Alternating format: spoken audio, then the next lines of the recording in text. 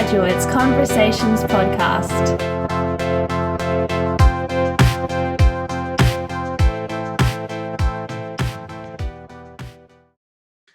Hello everyone, and welcome to today's episode of Conversations Interpreting and Translating podcast. Today I have a guest with me that I don't know where I'm going to start with all his achievements, so we'll definitely give it a try. I am with Dr Mustafa Derbashi from New Zealand today. How are you, Mustafa? Good, thank you. Kia ora. How are you? Good, thank you, and kia ora to you too. Let me tell you a little bit about Mustafa. Now, Mustafa is an Arabic interpreter translator.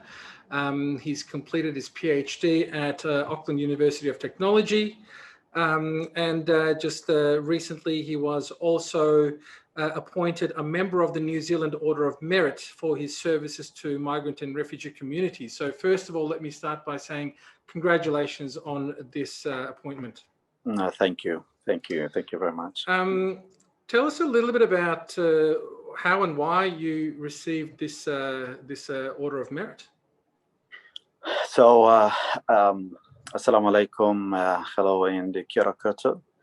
Himihi nui kia koe Fatih. Thank you so much for the opportunity. I really appreciate it.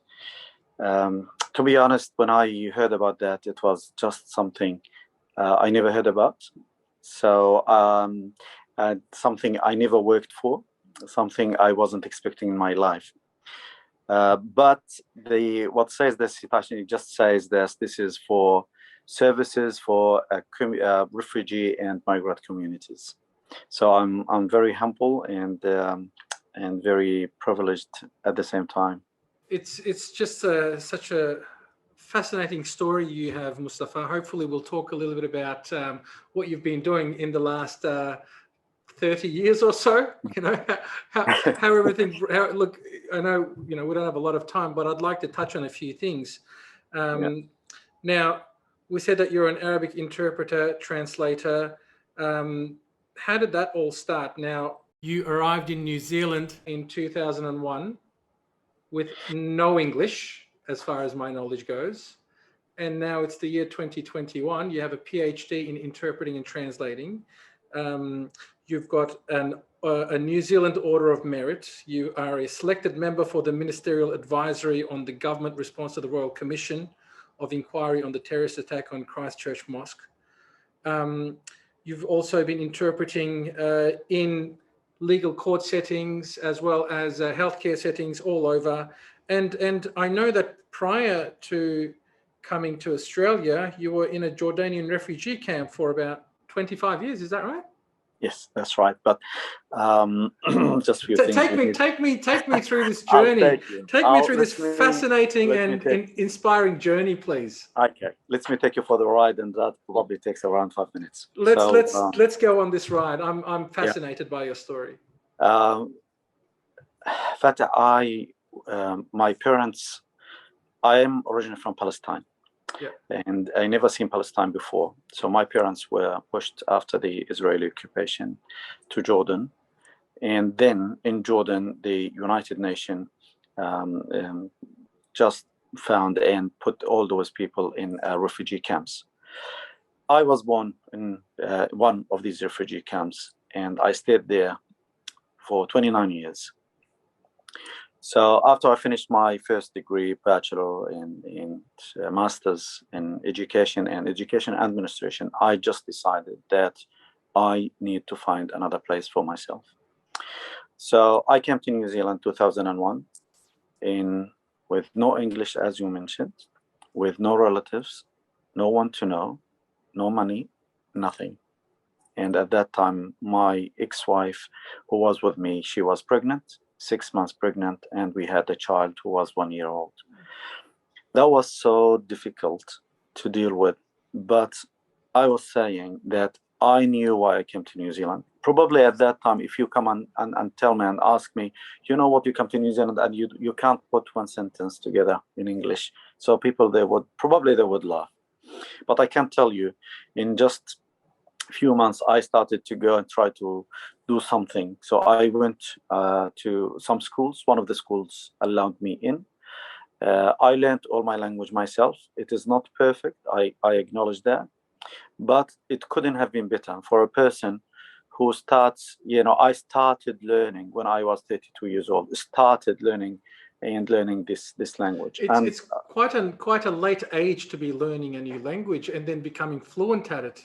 And I'm sure you know that because of your expertise and this is your field. It's just for an adult to learn a new language from Very, scratch. very It's just difficult. something not. And to bring it to the level that you have it now, and with a PhD, congratulations! Just I want to make things clear. The PhD was not from New Zealand. It was from outside when I was working at one of the universities as an advisor to the upper management in Saudi Arabia. So I got it from there. So just to be clear on that. A PhD is a PhD. Yeah, thank you, Fatih. So I said I need to do something. I just want to take you back to my time in my refugee camp for the 29 years. I started volunteering when I was 18, going to these places where people, they didn't have anything to eat, and to deliver some food, not from me, from other people who donated that thing. When I saw that the situation there, the decision was made to dedicate the rest of my life to people. I made that decision, and I said, anything I'm going to do all my life, it has to be related to people. And as we say in New Zealand, it's about hitanata. It's the people, it's the people, it's the people. And all the steps afterwards, everything I did, it was built and based on that solid vision I had for the life, just to be for people. Started in New Zealand, and then I, because I was a soccer player and coach, so I offered my services, and one of the clubs allowed me in. I started coaching 12 years old people, and I was just a bit scared because how can I talk to them? And I just, I have this confidence, and I just collected few words to say, okay, if you focus on my language, you are not going to learn anything, but I'll make sure you learn. And in that time, I picked them up. They were in the bottom of the table, and when I got them by the end of that year, they were number 6. And I got the coach of the year amongst 108 coaches for that time. The universal language of football. So that was the universal language. At the same time, I got, because I had a background in scouting, so I became a registered scout leader in New Zealand, and I volunteered my time at one of the schools for 3 years, from 9 to 3, just trying to doing and learning. So I'm a good learner, so I was just listening, asking, and then I started to pick up the language. Many people, they would say I picked up the language faster than anyone else before, but I don't know. This is I'm very humble, but it was for me something I needed to do quickly, because I was saying, no, I can't wait to contribute to the community and to the and that took me over after 5 years, got my citizenship in New Zealand. And I was offered a job overseas at 2 universities where I worked as, you're going to laugh now, because I worked, one of them, they hired me in 2007 to be an ESL instructor. So wow. I went to teach English. Teach English. You went from not speaking a word of English to teaching English overseas in 2007 in a matter of 6 years or so. True. Yeah, that's correct. Magnificent. How any tips? Like, I've got a lot of students, and adult students, and some of them might need a little bit more work on their English. Some of them might need a little bit more work on their Turkish. As an adult learner, what do you recommend when you're trying to perfect the language? Is it how do you build up the courage? Because it can be quite daunting, especially as an adult. It is indeed. But that's one of the things. I'll take it from what you've said. You've got to have the courage. You've got to have the enthusiasm and the determination to go and do. You will go outside and you find yourself, I can't understand anything. I spent days trying to get the newspaper and try to, what I've done the first few months, I was getting the newspaper and try all the highlights. I just to translate them all and choose one of the column.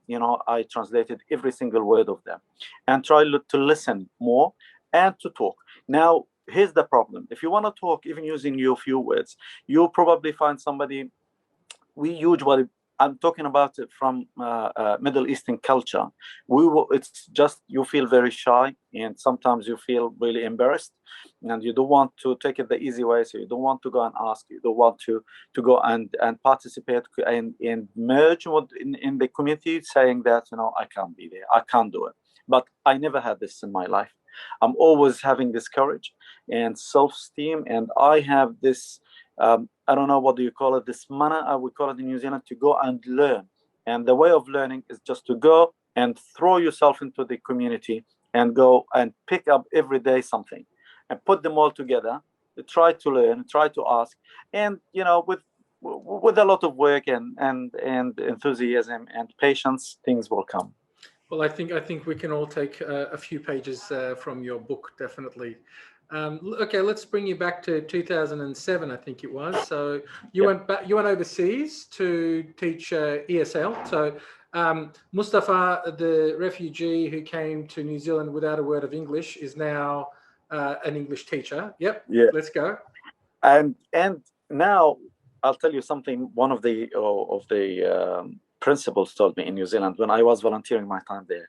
She said, Mustafa, to have one like yourself teaching in our ESOL classes is always a bonus, because as a person who experienced the difficulties and all these obstacles learning, I think you will have another tool, and you will be, have something, you will have the understanding how to overcome the barrier of the language.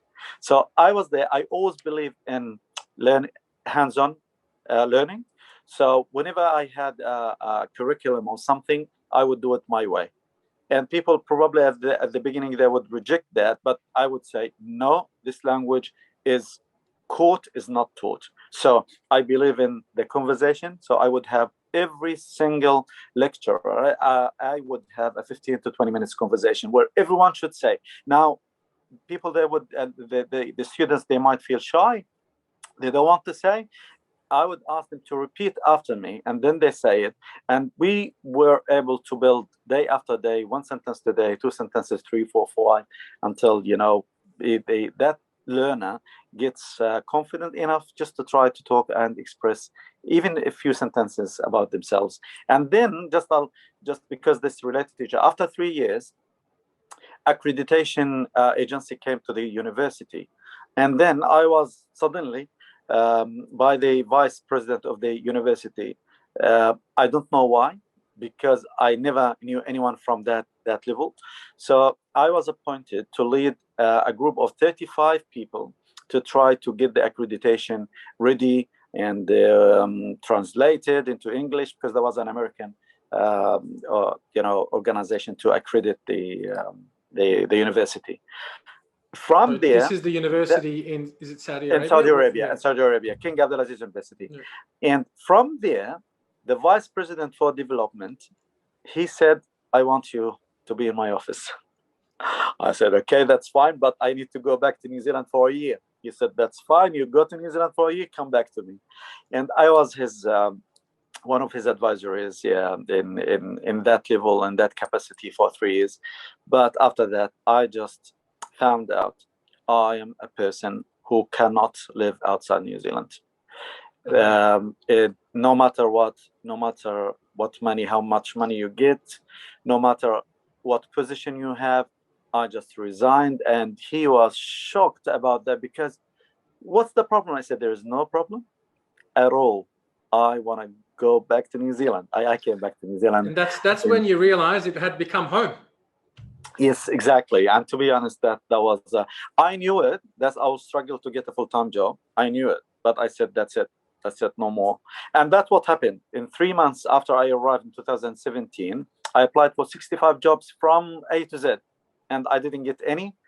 So I said, okay, it is the time to have the shift from education to interpreting. Okay, so yeah, I was going to ask you, how does the interpreting fit into this? So 2017, 65 job applications, nothing comes through, and then you're like, all right, I'm going to go and study interpreting. And I think that's when you went to AUT, so Auckland University of Technology, and our mutual friend and mentor, Professor Inike. She was one of your teachers there. Tell us a little bit about your experiences at the AUT. Yeah, I'll tell you just before how I got that, because at the same time I applied for the Auckland University of Auckland to be a teacher, but I went for an interview, and then there was that lovely person who was a human being. I always, when I found a good person, I would say a human being. There was an interview and that welcoming way, and I said, okay, I want to be here. That's it. I want to be here. So I finished the interview. There was a small test, and then I got accepted, and I started. And I can tell you, I consider myself very strong in my own language, and I know the proper one, which is the classic language, well, and I know the other informal, which the dialects in different countries, and that's why I say, I really consider myself very strong, solid. Is Arabic spoken in more than 20 countries, right? With many other dialects as well. True. Arabic is spoken in more than 22 countries, and there are dialects in different ways. And I know this. I know many of these. That's why, in terms of interpreting, that helps and helped me a lot. So I had this experience. I wanted to spend a year there, but for some reasons, that wasn't really a good reason. I just stayed for 6 months. I wasn't treated well, but I don't want to say that. And then I had this person, and who was wonderful, experienced lecturer called Enika Krize. She just, the way she was teaching, her approach, her dedication, and the knowledge, the enrich, that's what she is having. It doesn't take a long time until you feel the impact just coming right on you. And sometimes I would see her just giving the time, lunchtime, things to different students. I know I always have the courage. She's very, very generous with her knowledge, isn't she? She's just never holds anything back. She, with her knowledge, with her time, and I would go and say, because I'm always, honestly, I have always the courage, the confidence to go and ask, as long as I'm a person with integrity, so ask with politeness. I would say, yes, you are a very dedicated person, but it's a burnout at the end. So you need to have some time just to get yourself ready to recharge, and because you want to carry on. So that was a very nice experience, and I would say it was just one of the highlights in my life to be, as a teacher, and to be taught by such professional person. And look, we're going to come to your experience at the High Court of New Zealand as well. And I guess with your legal interpreting that you learned at AUT, I think we have to give kudos and hello to your legal interpreting teacher from here as well. She was great. She was Joanna, and she was even, to be honest, in the interview was Joanna and Enika. So both of them, and I can tell you what a privilege to be a student to those wonderful experts. She was amazing, and I would ask about things, and I never shared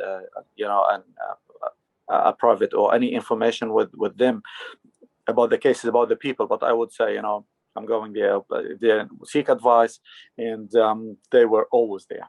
So it's just one email away, and if there's any support, and they were excellent. So the legal and the health were just an excellent people too, and they just offered a lot of support. So hello here to Inika and Joanne from AU2 as well, and thank you very much on behalf of, I guess, all the interpreters that have gone through your teachings, and the many more to come.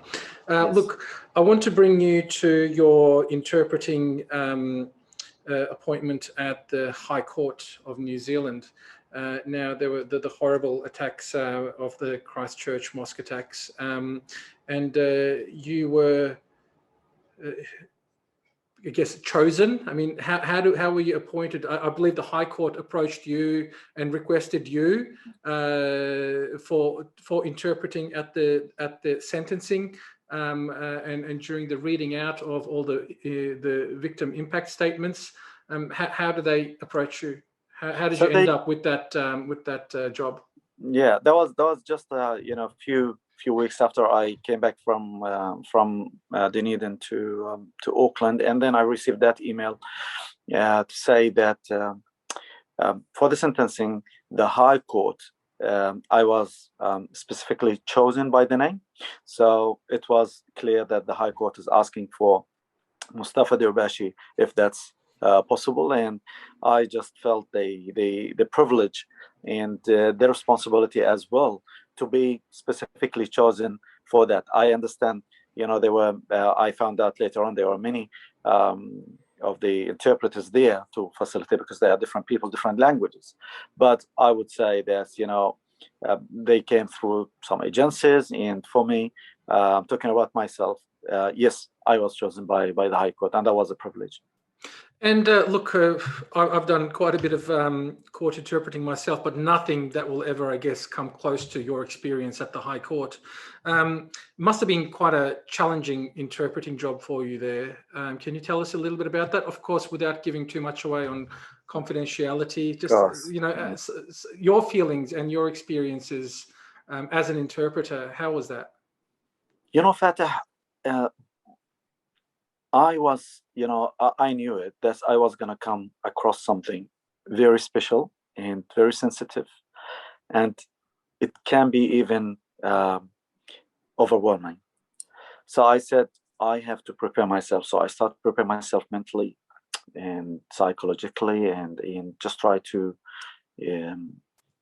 imagine these scenarios and what might happen, because emotions will be there. And you are interpreting in a very, very, not just high level of things. It's the incident itself. It's just, it's something. It doesn't happen, and hopefully it's not going to happen again anywhere in the world, because we want this world to be peace and to have this peace, because peace is the key for the people to just, be together and do something for their communities. So, and I was there. I was a consecutive interpreter, and which means on the floor, being there, helping whoever wanted any help, and just making yourself available for all the time. And I was, I think, the only interpreter who got into the main courtroom, because one of the clients, he wanted to have the impact statement in his own language. So with the impact statement, so the as you say, the client was giving the impact statement in Arabic. So then you were interpreting that into English, and were you interpreting that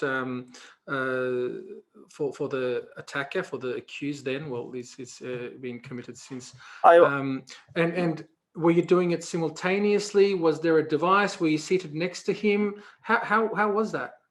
Now, simultaneously, there were some people who do the simultaneous interpreting. So I wasn't one of them. I was in the room next to him, interpreted for everyone who was in the courtroom. Okay, so and you were doing that for the entire courtroom to hear. Exactly. Did they give you some device? Did you have a microphone? Yeah. I'm only asking. I'm just very curious how things work in the High Court. No, I was next to him, and we had a device to be able, everyone to be to hear what I was saying. So I was next to him, and I was interpreting. Did you get emotional at all? I mean, it must have been a really emotional time. How do you deal with that? I mean, yeah, this could be when you talk about trauma, and it's easily you can be traumatized at that time and afterwards. But once again, I was asked this question from different people. How did you keep, how did you do that without really getting involved in that? So I was reminding myself, I'm living this moment now. I'm not going to let myself to be dragged into any other issues. I'm a professional interpreter. I'm there. And this is really me wherever I go. I'm an interpreter. I'm the voice of the person. I say what he says, and I interpret what he wants, or what the things will be directed to him or to her. So I'm there without adding, without changing, without just to do what I'm there for. I was chosen for this because they believed in me, and I'm very thankful, grateful. So I was there, I tried and kept myself, and I succeeded. So for the entire time while I was there, it was about 5 days. I've done my job, and as we say in Arabic, alhamdulillah, thanks to God, there was no any negative feedback or any comment or anything from anyone, but all good things. I received a good letter from the Ministry of Justice to talk about that job, and to congratulate us and to say thank you as well. So it sounds like you've shown really an amazing example of professional detachment there. It's going in there day in, day out for 5 days, and for probably hours and hours every day, and to not be drawn into such an emotional atmosphere as I'm sure it would have been, and to focus on your language and to focus on the speakers and the listeners. Must have been very hard. So, as from one interpreter to another, congratulations and thank you. Thank you. Thank you. Oh, thank you. But you know it. Otherwise, I wouldn't have been there, and I wouldn't have been chosen anyway to be there. So that's our job, and I did it as I have done that, as I'm supposed to do it. So interpreting, you're doing a lot of that. You're also interpreted at the Vigil for the Christchurch mosque attack victims as well. And I think that was a pretty big experience for you too. You were interpreting in front of 18,000 people or so. That was, but I can tell you from now, I know the experience, it was just the circumstances really wasn't that, but I was chosen by the DCC as well. And the mayor, who I had, I'm really sad to, because he passed away now, and this is a big loss. It's a big loss to the community, to be honest. But I had the pleasure to work with him very closely at some certain time, and when they chose me to be for that, I said I am there, and I will do it. So because it was everything happened quickly, so there was no chance for me to get all these speeches or things and to get ready. So I stood up in front of everyone, and if you go to YouTube, you can find how things went out, and I was there moving from one side to another, interpreting for the whole people. I presume there were more than 20 speakers, probably more than that, in both languages, in Arabic and English, and a few things in Maori. And that was, honestly, when you talk about from 2 hours to 3 hours and all standing and doing, but I was saying that I'm there, and all those people here, they are just relying on you to convey these messages and to say them as they are. And I'm grateful that I was able to get the job done, and I had all that feedback from different people, from the community, from the different communities about that job, and how it was really something they liked. So I can't be any more grateful than that. Look, you mentioned Maori there before, and I know that you're a student of Maori as well. How's that going?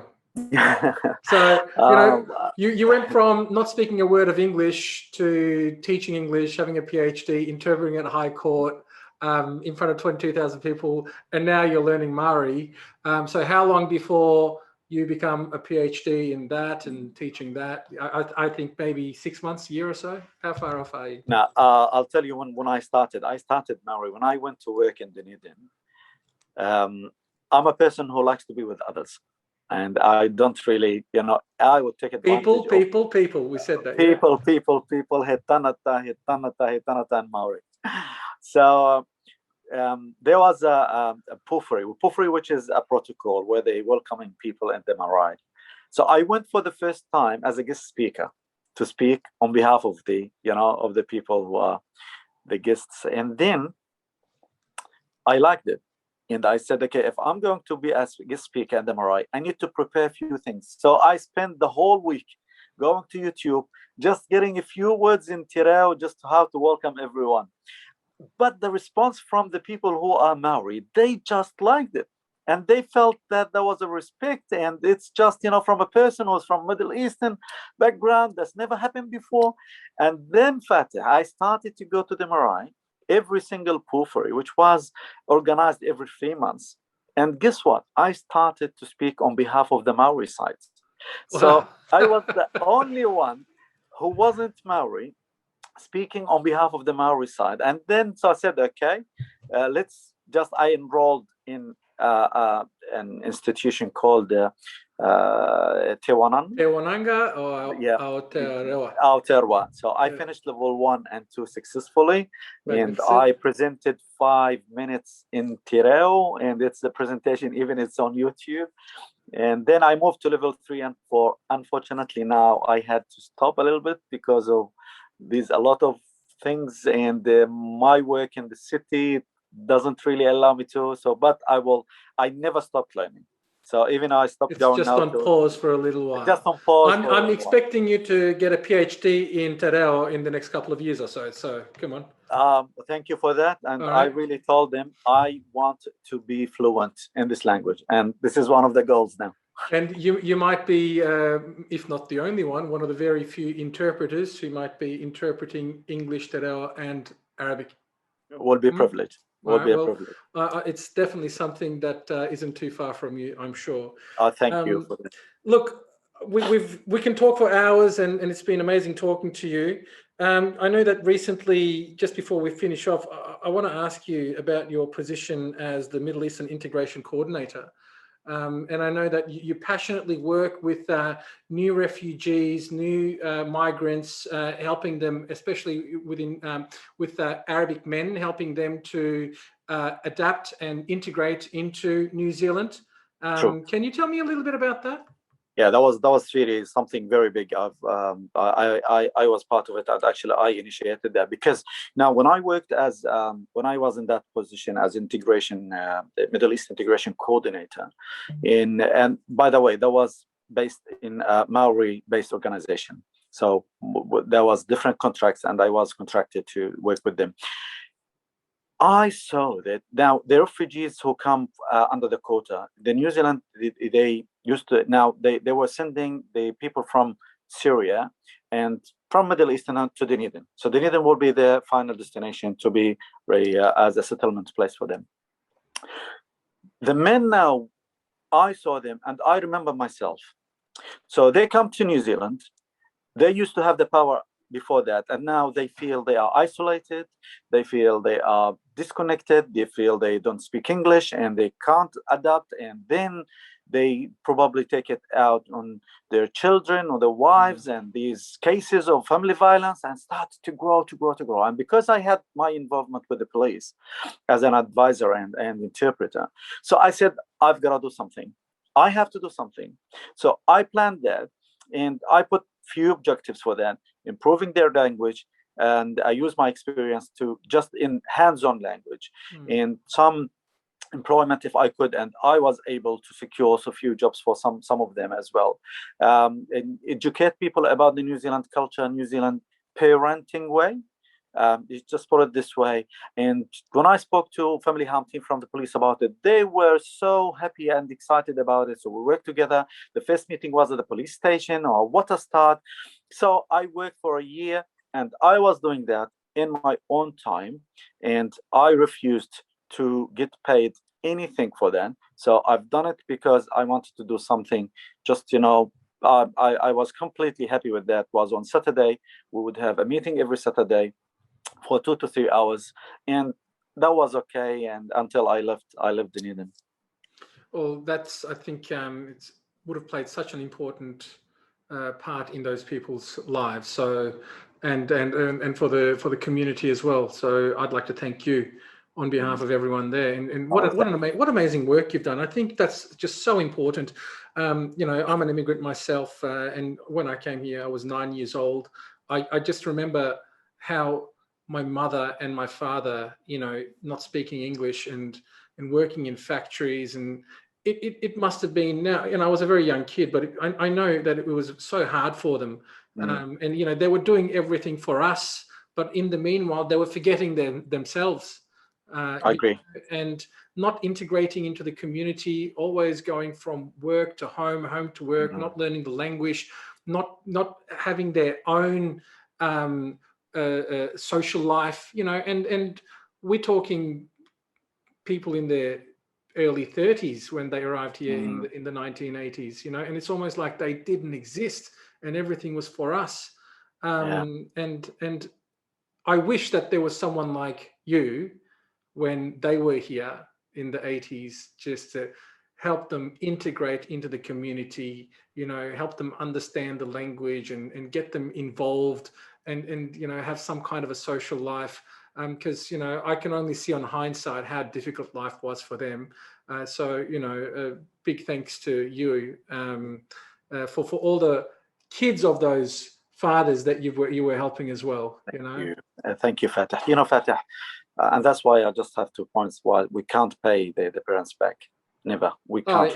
Impossible. Impossible. And at the same time, and that's why I hope, and I would consider myself, I just started. I just started now my journey, the new phase of my journey. I wish I can be in a position one day to be able to go and talk to everyone, to inspire people, and to tell them that they can do it. They can. And just to walk the journey with them. I think you're already doing that. You're definitely an inspiration. Look, and I can see you doing it for a long, many more years to come. Like we say, people, right? Yes. And I want to thank you so much for sharing your fascinating story with us today. And like, we can talk for many hours. There's also so many more things you've done, and there's so much things that I want to ask you, but I think maybe we'll leave that for another day. And thank you so much for your time today, and all our viewers and listeners out there, whether they're interpreters or not. I think they're just going to find your story so inspirational. So I want to thank you so much. It's a pleasure. The pleasure is mine. Thank you so much for this opportunity. It's always nice to talk to somebody like yourself and to share these stories for others and share it with others. This is life. It's about sharing our stories. And now, Namahi Kia Kwei, and thank you. You want to see us off in Te Reo language? Say a few words to our viewers and listeners, and hopefully, we'll share this in New Zealand as well, so they'll probably have a better understanding. I wanna see us out in Te Reo language. Did you say a song or? No, see us out. Just say goodbye to our viewers and listeners. I will say. They all know this. No mai harimai whakatumaira. Kitene hoi na kiti ko papa o te neira. Tuhia ki te rangi. Tuhia ki te whenua. Tuhia ki te nako ona tanata katua. Ko te mea nui. Ko te arohati hei mai oro era. This is, it's just talking about this. We write on the sky, we write on the land, we write everywhere. That's the most important thing is people. So we say, as we always finish, no reira, tēnā koutou, tēnā koutou, tēnā koutou katoa. Thank you very much, Mustafa, and thank you all of you out there for listening and watching us today. And hopefully we'll see you in our next episode. And today I was talking with Dr. Mustafa Derbashi, and I'm sure I'm going to be talking with him again pretty soon, because that was such a lovely chat. And thank you. We'll see you next time. All the best. Much appreciated.